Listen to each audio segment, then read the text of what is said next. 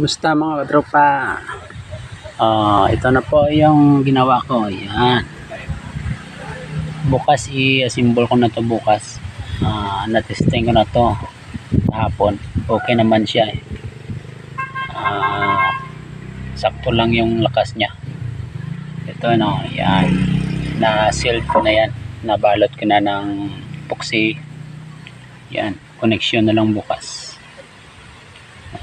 Baka maka-operasyon kami sa sunod na araw doon sa dam. Wala na kasing tubig eh. Ito na, naka-ready na yan. Bukas okay na yan. Yun mga katropa, yung ginawa ko, yung bagong fish shaker ko. Bininta ko kasi yung ginagamit ko eh. Tapos ito yung ipinalit ko, yung dati ko ring ginawa.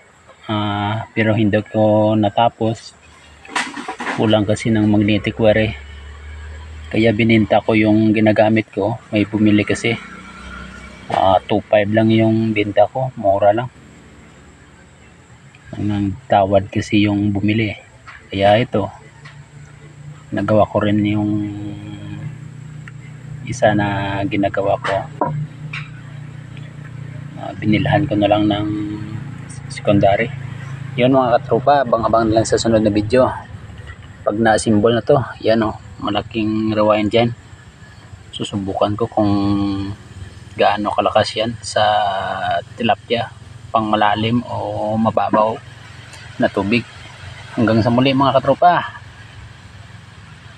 Salamat po sa mga subscriber ko,